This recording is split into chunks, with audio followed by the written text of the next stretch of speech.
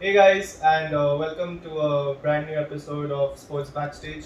This is where we invite professionals from the sporting industry, from the executive field, from athletes as well, even from operations side. So anything that they do in the sports industry, we like to bring them onto our show and give you some insights. So today with us we have Chandomaye, who's currently working with Malwa Sports, and I'd like you to tell them about something about yourself. Thank you so much for inviting me. It's great to be here. I'm Chandomaye. I have been an athlete, like a professional football player, and I ended up representing my state and went on to, figure out a little bit in the terms of being as a coach. So I finished my license and then I went ahead to go and do my sports business management at GISB as a PGP program. And right now I'm great. Right now working in Malwa Sports as a strategy and operations executive. Right, so you played on the state level. Yes, I did. You can't just say things like that. Like, it's a big deal. You played what, football? Yes, You I'm a played football football player, yes. for which state? Tamil Nadu. So I'm Tamil from Nadu. Chennai, so I Right. played for my Tamil Nadu. And So yeah. the football culture down there is very strong, right? It is great. It's actually pretty amazing. So we say like how here in Bombay you have South Bombay and North Bombay, I'm guessing. Yeah. Similarly, we have Chennai where you have North Madras and South Madras. Right. So North Madras is where all the action happens. It's always already called like a mini Brazil of Tamil Nadu. So yeah, you will see a lot of footballers. Like right there. It's like in a state where everybody talks about CSK. Should definitely go and visit North Madras because people over there go crazy for football. Right. So Yeah. that means okay. So when we speak about football, I've Yeah. seen a culture amongst the men, but Yes. the girls so they're playing there as well. Yeah, so the school which I studied in, we were a CBSE school, so you get to play your South Zones and Nationals, and even apart from it, you will have your district selections going, national selections going, state selections going, and you also have Chief Minister's Trophy, and there are a lot of tournaments that happen in a year. I think I had a nice season before I graduated, like till 12th grade. It was very hectic and busy, so there are a lot of tournaments that happen back then, for women especially. Right. So from being an athlete Yeah. to now working in the sports industry Yes. in an executive Yes. role. So like what happened? That's like you're asking me to comprise my 5 years of journey in a short of 5 minutes. I guess I can do that. So I think as an athlete, you would find that I would be very honest in saying that it takes a lot of sacrifices to be in that 1%. Yeah, definitely. And I think somewhere you figure out if you want to be in that 1% or not. And unfortunately, I didn't have the opportunity, nor did I have that amount of, I don't think that's where I wanted to head it towards. Like I think I hit a saturation point at some level. I've been professionally playing for 8 years. You fell out of love. Yeah, it's always the first love, but that's true in some ways. But yeah, and I figured that somewhere I wanted to sustain myself because, to be very honest, the reason is because I couldn't go up to my mom and dad and say, you know what, I'm going to keep playing for another 3 years. Can you just take care of me? Is not how it's going to work. And coming from South Indian family, they are the need to be a prodigy in education. Yeah. Oh, the pressure is high. My parents were disappointed when I didn't take engineering. Yeah.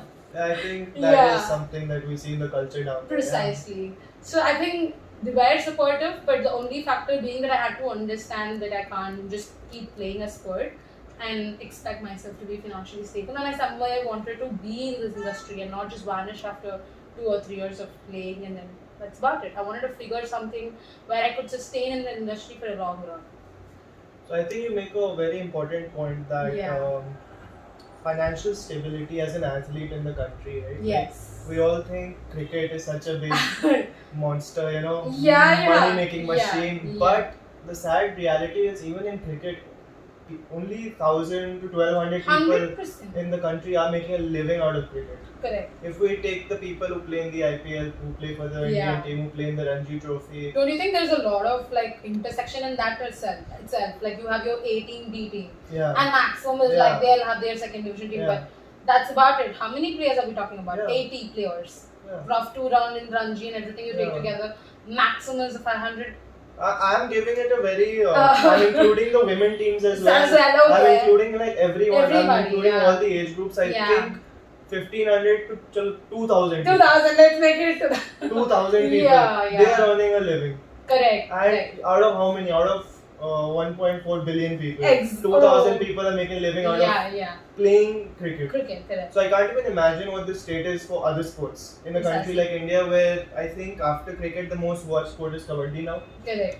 Football is on. I think it will take third. I'm sorry. That's the reality. It's a reality. Yeah. Football is still struggling to fill Correct. stadiums. And anyways, people are working in the right direction. I think Indian football is, Yeah. is 100%.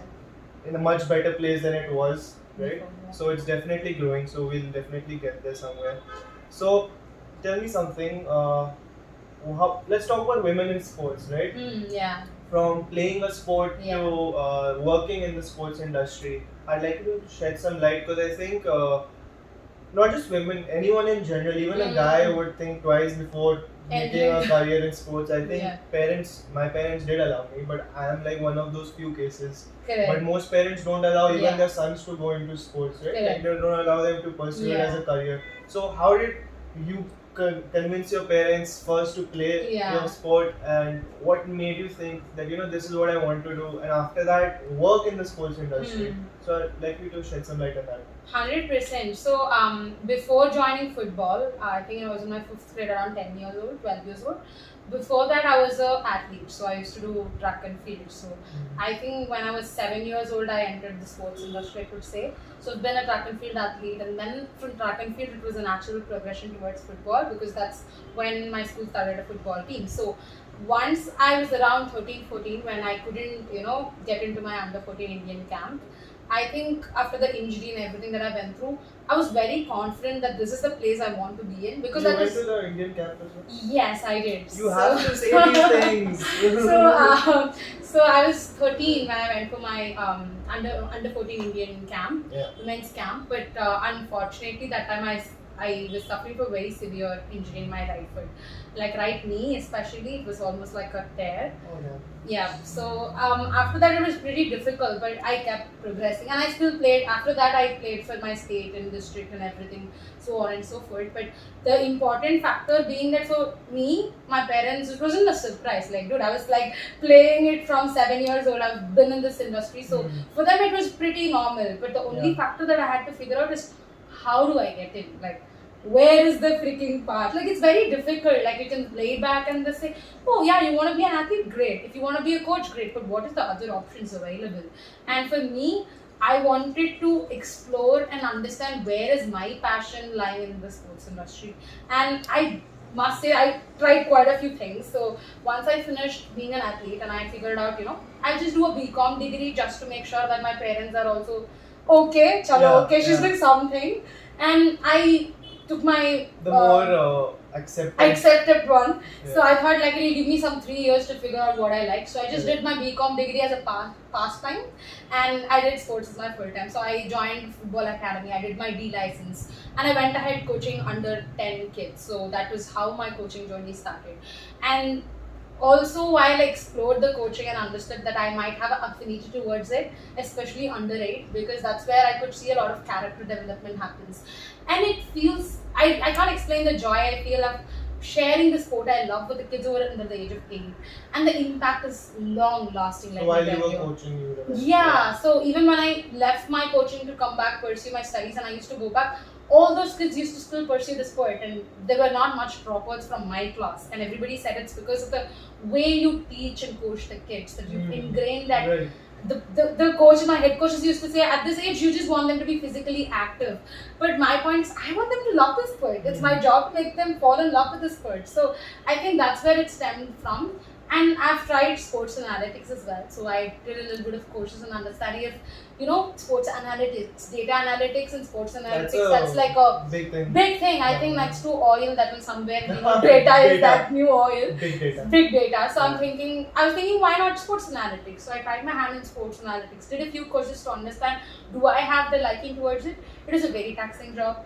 And I love... Sorry to interrupt, but tell us something more about sports data analytics, and is it a viable career option? 101% it's a viable career option. And gender neutral, anyone can. Anyone can do it. Yeah. Anyone can do it. I think the major factor being that if you've already did a little bit of engineering, or like you've done your information technology, or like you've done a little bit into Python, like the data, Yeah. Java, if you're like really into it, I think data analytics would come as a little bit like a easier, You need some computer yeah, language. computer language. But having said that, I didn't have any computer knowledge background, but I still ended up doing a course where there are a lot of softwares. All you have to do is just watch an entire match and you tag all the moments that happens Key in a moments. match, key moments. So that being like you will segregate based on attacking, defending, and under attacking. You will make patterns in it. You will learn how to identify patterns, which is like a part. So if I could give you a little bit of gist of how sports analytics works, this is how I view it. Like I have two brackets to it. One would be the where it's into tactical elements, where you are given a footage of 90 minutes and asked to make sure like figure out. So what you will have an objective. That is the first part in tactical. It's either your team you're actually doing it, or it's the opponent team you're analyzing. So it's either or. You can't do both at the same time. So that means you will have a set tactical objective, and then you will do the key moments. But for the other factor, which is more into the technical element, is where you will do more of understanding the metrics, forming your own metrics, like how Y-Scout does it, or a few other softwares like Knack Sports. There are a lot of softwares available, which is some are free, some are paid versions, so you have a lot of options where they have their own set metrics, and you just work on the metrics and draft a report, which you will end up giving it to the head coach or anyone. So that's like a little bit just of sports analytics. So I understood 2% of that. Okay. But anyways, like Yeah. data analytics is a very big and upcoming thing, and Yes. that is something that you should look for. 100%. But all the teams now, be it IPL, be it ISL, be it abroad in the leagues, they all want analyze data so that they know which is the best player, what is the best permutation combination Yeah, for the team 100%. to win the league. It helps to even do the contracts, like whom do you want to sign and what. So the major lack being the fact that you cannot understand why you're signing someone. You can't just say like, oh, this person is good and this. Now since there are a lot of player pool have increased, you need a statistical or a foolproof method to say that this is why you're choosing something. So you need facts and not just assumptions or not just preferences. As a agent or probably as a coach, you can't no longer say like, I'm a coach, I have experience, let me hire this guy. So that doesn't how it works. So now people want facts, and sports analytics is providing that facts for people to hire more athletes and be more relevant in the industry. Right. So speaking of the industry, so Yeah. right now you're here because you did a course in sports management, Yes. right? So many people want to know that what if they want to do this straight off the bat after the 12th grade? So yeah, 11th and 12th everyone will have to do and they Correct. will do. But how do you get into this after that? Like we know that if we want to get into engineering or medical, Yeah. we need to go. Yes, We yes, need to do some yes, preparation yes. in our In the- 11th. Then we yes. need to give the JEE or we need Yeah. to give our NEET. So what about sports management? So it's a very interesting question, by the way, and I think that was something I also had a lot of tough time figuring it out, because there's no set path. Just like you mentioned, there is no factor A, B, C, and then you will end up here. Yeah. So with sports, I feel like after 11th and 12th, you have to do an UG degree in sports management, Undergrad. ideally undergrad. Ideally, if not, so ideally the way I would look at it is you do an undergrad in sports management. I am someone who believes in taking a year of working in the field, like choose whichever internship opportunities you're getting, or like a entry level job that you get. Right now there are so many out there available, considering that the leagues have increased, that Yeah. the exposure have increased, and then you take up a post-grad program so that you have a you grad, you finish your undergrad, you do 2 years of work and then do your post-grad. That is a very ideal way of going about things, and it Wait, also so like 12th, yes, then undergrad in yes, sports management. yes. And or in any field is also. It's also, to be very honest, Yeah. I think you undergrad in any of the field is okay. Yeah.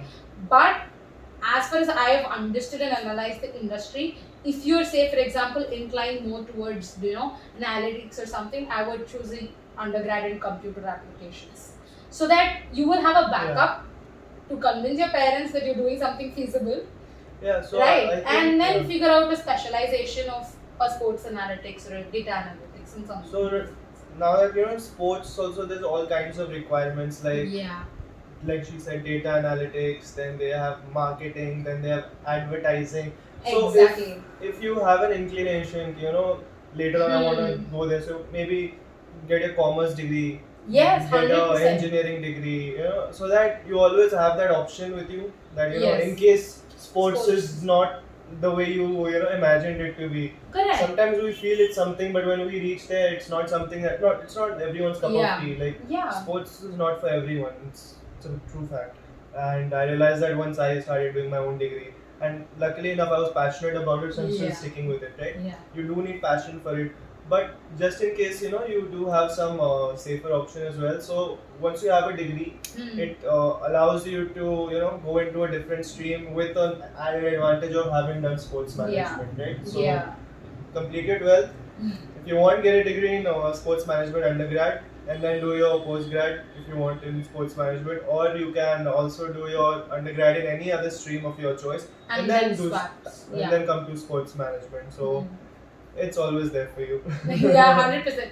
Only thing is you have to get yourself out there. If you're just gonna be in your own, hoping that opportunity will hit you, it won't. Because in sports you have to be very, very proactive in order to get any kind of an opportunity. And also one thing I was thinking about in the recent times is that people think we can just get into the sports industry like that. But to be honest, it's not that easy to enter. You need contacts, you need networking, you need industry exposure. Because you have zero experience. Only experience you have is of watching matches on TV or in the stadium. Precisely, where you're a consumer, not a you're not a creator. So you need to know how that product reaches, that finishing point. And for that you need some experience, because no one is going to hire you if you have no experience. Nobody. No one. And I think it's also essential that when you're getting the right kind of undergrad or a postgrad is when you're going to build the contacts. Having said that, sports industry is very, very small. If anybody says right now, you will probably know 10, 15 other more people easily in the industry once you get into the space. So then landing your first job is difficult. Then it becomes easy because you will make your network, and when another job opening comes, you would get to know. So swapping jobs is a lot more easier once you're inside the industry. How do you feel about volunteering? Volunteering is some advice that a lot of faculty gives. Volunteer. What's your feelings on that? I think I can give you a wonderful gist about volunteering. I volunteer for the FIFA under 17 World Cup, Women's World Cup in Navi Mumbai, which happened. She does not mention these things. I don't know why. FIFA under 17 World Cup that was held in India. And So I was a part of it, fortunate to volunteer, and we were only two people who were based out of the referee base camp. So I was not volunteering per se in the stadium, or nor was I in the back. I was more like behind the screens, not even doing stadium volunteering or backing the stadium operations, but I was in the referee base camp. So my job was to make sure that I was handling the entire all the equipments and everything related to Adidas, so like referee kits, the coach's kit, and everything regarding the same. So everything that happened in the referee base camp was kind of my duty to handle. And for volunteering, I could definitely say it was a great experience for me, which is to see all these. For me, it was Women's World Cup. On top of it was women referees, and you get to see how things work. They go through vigorous training. Oh my God! They wake up in the morning, they go for the training, come back. It's for you to understand that the referees put twice as hard work as more than athletes. If not, they are as fit, or if not fitter. 100%. They're always running. And they conduct internally workshops where they, the referees go for a boot camp. They will put on videos and then they ask what was the mistake? Should you give a yellow card or a red card? That's like a seminar session that goes in. For me, I got the opportunity to interact with those referees. Just ask them about, hey, how did you end up? And people from different countries came. So that was another, it was a wow moment. Global exposure. Exactly. And that's something for you to learn, that there is people from, I don't even know the country's name, but small countries, you still had referees coming from there, and it helps you to build the contacts, and fortunately you may or may not also get a recommendation letter if you do well, so that helps in your career. I did. She did. That's why she brought it up. So I'm saying volunteering helps, because even if not, you can ask them saying do you think I did a good job? If they say, who are you reporting to, say, yeah, you did. And if you get a recommendation letter from them, that helps to build your Yeah. resume. So like I might come across a little, but be very like objective about Yeah. it, because there is no harm in asking. The max they can say no. No, yeah. Yeah, so you just shoot your shot and they would be like, you know what, I'm really happy with how you volunteer, let me give you a recommendation Sure, letter. For me, fortunately, the latter happened, but Yeah. you can still, like, you know, put yourself Yeah. out there and ask for one, because that helps you to land any other job. This becomes a conversation starter when you sit for an interview. Yeah. You'll be like, you know what, yeah, I really like World Cup, are you interested? And then you can bring it up, saying like, you know what, I volunteered somewhere. It just helps you to build your resume really strong. Yeah, I mean, even when I started here, right? So Yeah. we keep getting internship opportunities, Hmm. and I used to first, what my view on internships was that I'll do what I will, if something I will like, I'll do the glamorous Internships, I'll do the nice ones, yes, this I won't do that that. one. But to be honest, the thing is that you should do everything. I can't agree Yeah. more. If you like it, you don't like it, if you want to do it, you don't want to do it. The thing is, when you see that email, it's different, but when you Yeah. go there, it's completely different, and And you learn so much from that because experience. we have to come out of the factor that this is sports industry. Yeah. I'm a football player. I can Yeah. very well say I'll only stick to football gigs. Yeah. I'll stick to only football internships. But unfortunately, right now, my job, my primary objective right now while I'm working is not into football. It's just not into football, and that's crazy to say out loud, but that's true. That's a part of my job. But my majority of job actually has other sports as well. So that time you have to take a step back and think you're part of a sports industry and not just this thing, like, sport you like. Exactly. So, internships and volunteering is Yeah. a good way to build your network and Yes. slowly get into the sports industry. If you're not doing the course as well, you can do that anywhere. 100%. There are many people on LinkedIn who keep posting their Job opportunities job is there. There are various internship opportunities on WhatsApp groups as well. Yes. So on Facebook as well. So like, if you really want to get into it, you got to look for it. Alright, speaking of these social media sites, what is your view on social media, and how important is it for someone to have a profile there for this industry? For this industry, okay. Let me tell you that it's mixed, and I'm someone who's very, very honest. I think it's very critical and essential to have your social media, but I don't think it's a make or a break. Okay. Only factor being that right now, since the entire industry is very nascent, we are all like, just like this podcast we are doing right now, we're all creating digital footprint for the sports industry. So in that sense, this becomes an excellent outlet for someone who wants to start, if you don't know anything and you're looking out for connections, the best way to go about it is to start a podcast or start a, your own, build a community for yourself. You're not supposed to tell everyone that. Oh, sorry. I'm sorry. I let the trade secret out. But, जोर से सबको scheme बता रहे. but I think there is so much of opportunities. So I think social media is very important. Right now you see a lot of football leagues. You see PKL. You see a lot of other so many leagues. Everybody is looking for a social media intern. Yeah, definitely. That's like Content. I can guarantee right now. I can give you a job posting in one right now, because that's how much in demand it is right now. So I think if you're really good at it, Instagram, YouTube, you know a little bit of editing and stuff, and like understand which goes in trending and all that, you're sorted. Yeah, so I think that's a great entry point for the freshers, just to give a glimpse of what it happens in the sports industry. So regarding social media, I feel you can't. I mean, you can if you can. Like straight away, just launching a YouTube channel straight away. I think there's steps to it. So what I did was, like, first I used to post on Instagram. Everyone used to post, but I was very against reels and TikToks. Like. I know, I was also... But I'll watch it, but I won't do it. You're a consumer, you are not a creator. This is so cringe, but I like it. But the thing was that then later started making some reels and then posting them. Then you started making some captions. And then you start learning editing on your phone. You start learning editing on your laptop. So start step by step. Start writing posts. Start writing blogs. Blogs are great. Blogs are really great. And there are a lot of companies looking for people to, hire as interns and write articles for them. That's a great outlet. Like, there are a lot of options in those senses.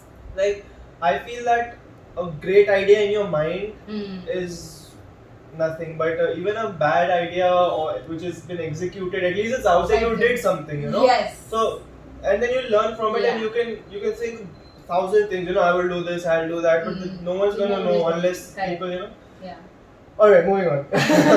So again, so now that you're working in the industry, and I just want to understand for all the girls watching out there, all the women watching out there, like how is the industry like? Is it is it very conducive, or do you face maybe some differences in the work environment, and also just Yeah. So okay, like you know me, I'm very brutal and honest here. definitely. So it is not all great, and let me tell you that, because I think it really depends upon the place you work in. I personally found that I have done field work as well, and I've done admin work as well. So right now I'm more into the sports industry, where you're sitting inside a corporate or a family office and working for the company, right? So the only difference being that there are differences. There are differences when I am working on field, because people think that, oh, I'm a football better than you. Right. Like I can say tactics on top of my head. Like, do you know that? Now that's when I felt like there was a difference when I was working on field, where there was a little bit of hiccups when, especially I was coaching probably an under 14 team or an under 16 team.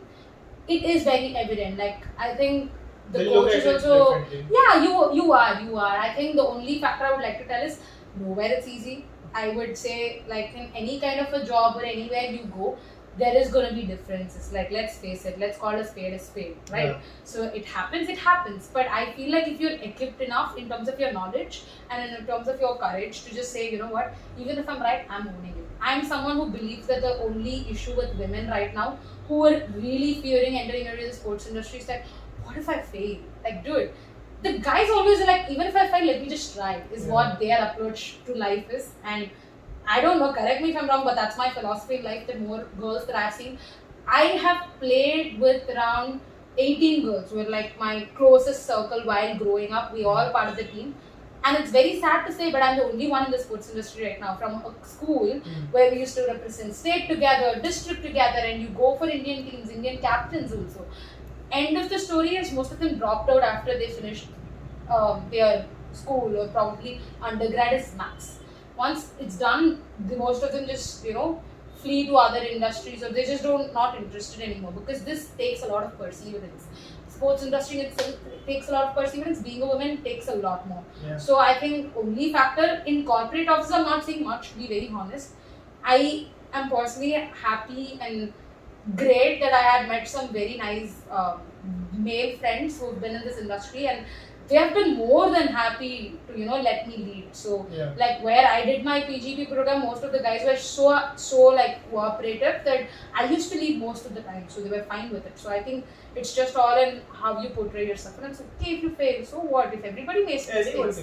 So yeah, I think the only factor is just the courage and perseverance. But that will be more than things are changing, right? 100%. I can guarantee you things are changing. I think right now it's so much better than what 10 years back Yes, it was. And yes. it's not the ideal place where we want to be, but things are improving, right? Yes, I think it's improving in all fronts, to be honest. And let's also, I'm just really wanting to highlight this as well. Right now, more women are getting the limelight and spotlight. If you can, see and understand, a lot of women are into the sports industry and they're voicing their opinions, and a lot of things have changed from Battle of Sexes, which happened in the tennis, where they were fighting for same equal pay. Right now, as a matter of fact, we've come to an extent where USA team is getting paid the same as much as the women's team is getting paid as the same as the women's football team in the USA, which is touted as better than the men's team. Exactly. So I think it took time. Even BCCI.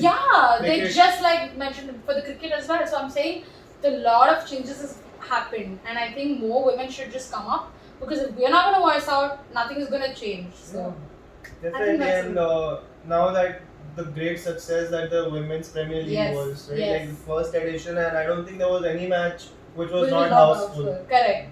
There were ways that they did it, and the way it was packaged, it was amazing. Right now there were only 5 teams, but BCCI is looking to take it to 8 teams, and so that's exciting time for girls. So this is a great industry. It's not like अब लड़की हो तो doctor बनो, आप sports में आओ. Exactly. बहुत जरूरत है. Very much. Very needed, and if you love sports, if you love playing, sports management and the sports industry is something that you can definitely look at.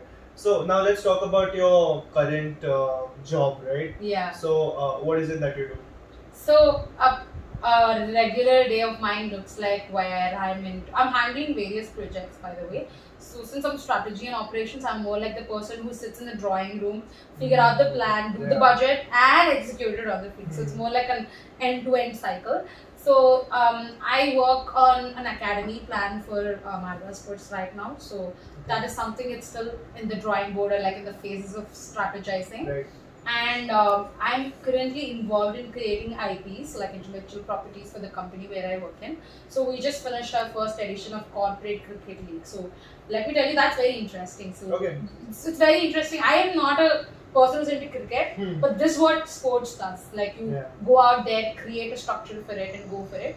So we did a corporate cricket league with 7 corporates, like big companies actually participated in the league, and they're more than happy for, like, they're waiting for a second season. And there are companies which are valued at over $1 billion as well, right? So we're not taking any names. No, we can't, unfortunately, but they're very big names. Yeah. And the second one right now, and my job profile also includes, I'm the leader for my esports team. So we have esport athlete team. So we have 2 athletes right now who both have played the EISL this season. So we manage them, and so my job profile, I create the player assessments for them. So how do you actually, it's pretty difficult, how are we going to assess a player who's in esport? So you create parameters, methodologies, and all of those lines. So I create a lot of things, and I'm creating another IP for an esports tournament, which look out for it, which hopefully happens next month. So those are all plans in progress. This is the sports operations and strategy part, and there is another interesting vertical that I found is sports investments. So where there are a lot of sports startups coming up. Like let me tell you, there are a lot of, we're talking about startups. Sports startups is taking a good chunk of out of it. So I look through the sports investments as well. So we will get pitches from a lot of sports startups. We sit down and we sit for a pitching session. So you are like a shark? Yeah, you kind of have to be one.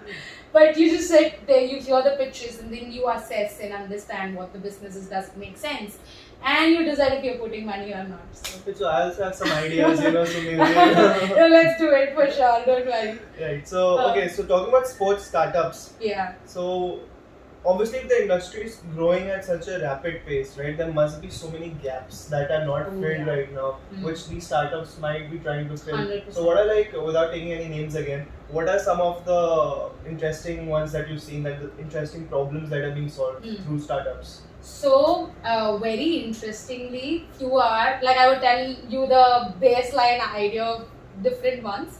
One is like sports community, which is like Instagram, Facebook, LinkedIn, everything together clubbed. Imagine for a sports system. So someone is creating a sports ecosystem. Let me just tell you, sports social media kind of a scene platform. And there is also sports sensors. So someone is developing sensors in suits so that it records motions in 3D and then figuring out its data.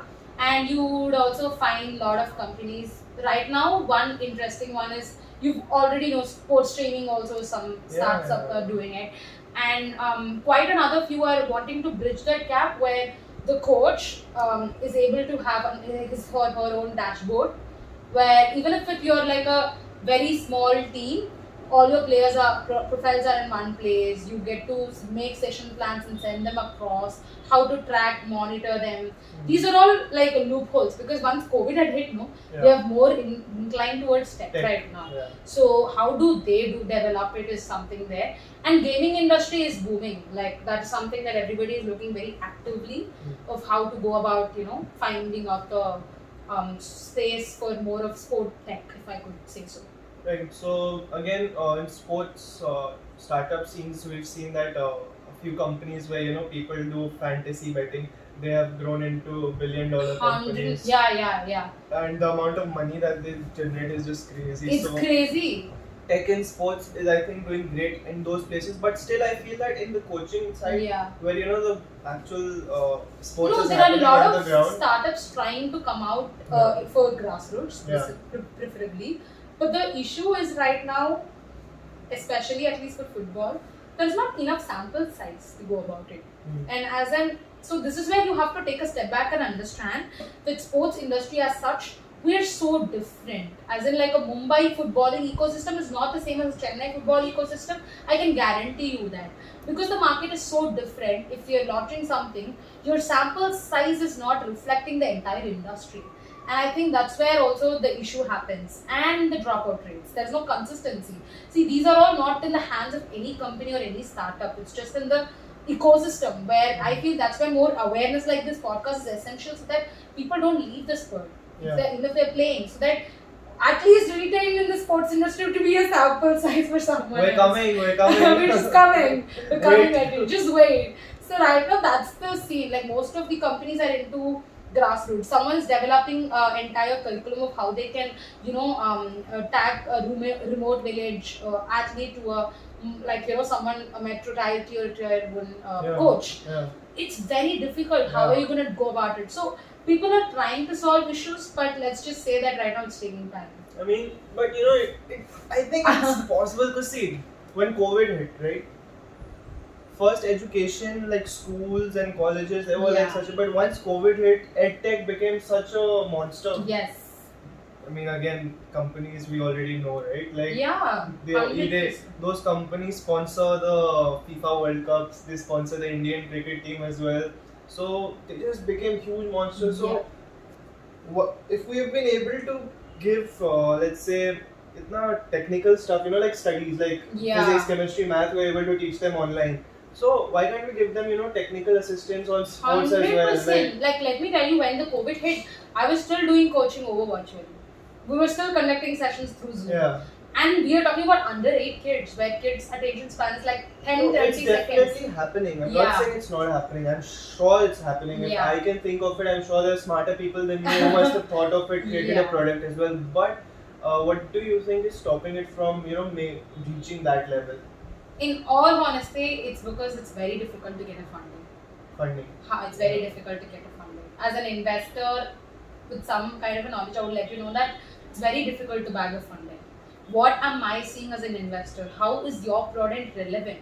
And do you have a demand for the product? Because right now, whatever product has been created that we are talking in terms of solutions are not solving any need per se.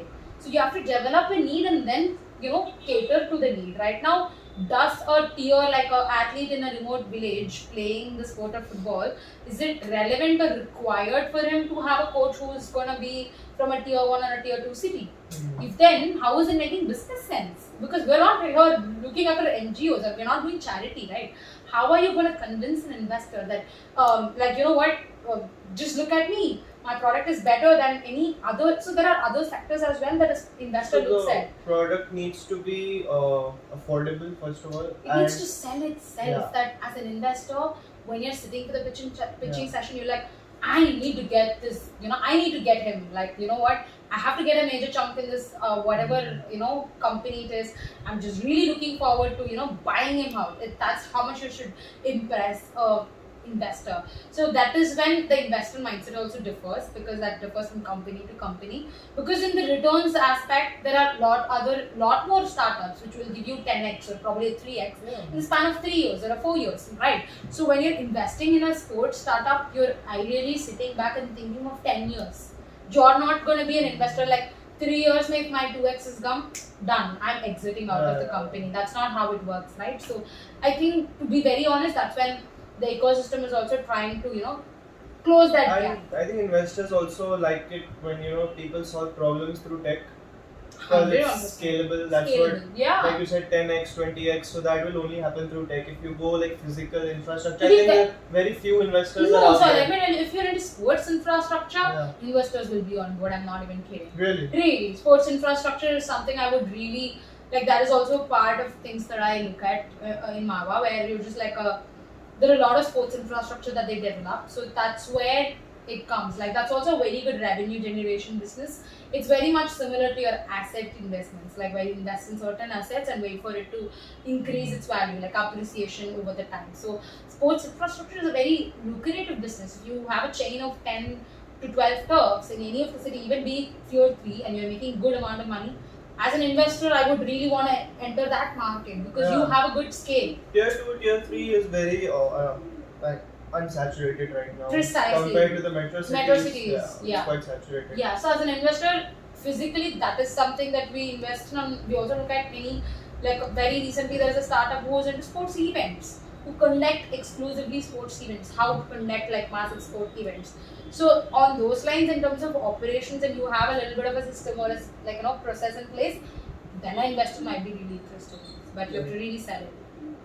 Right, so I think that's a lot of information to load, and I think that's enough for now. But yeah, like before we end, so now that you are here in this industry, what do you want to do? Let's say 10 years down the line, where do you see yourself? If you see yourself, what would make you happy?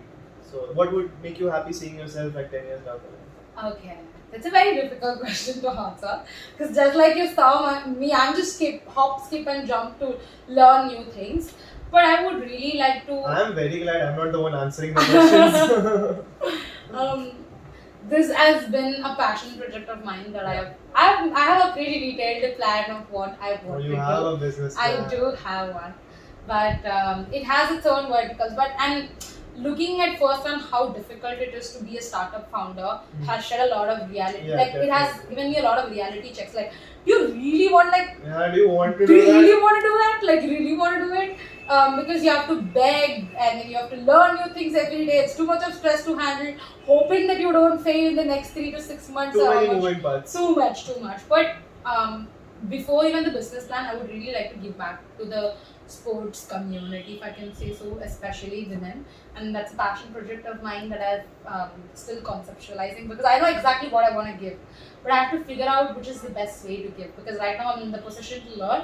Hopefully 10 years down the line, I'm able to successfully implement the same, where it is for the women who are in the rural community, because from Chennai there are a lot of sports hostels, and those women need a lot of exposure on ways to create a livelihood in sports without like just being a coach or an athlete. So that's the gist of what I would really like it. You have a business plan, and if you are able to implement that, you'll be. I think so. I'm not sure about the business plan though, but hopefully. Until the next big idea that hopefully. I have no clue. Let's see. Wow, so I got to learn a lot, and I hope that you guys also got to learn a lot about the sports industry, about women in sports as well. And yeah, so stay tuned, and thank you so much for giving us your time today. And until next time, guys, keep watching, like, share, and subscribe. Cheers. Cheers. Thank you.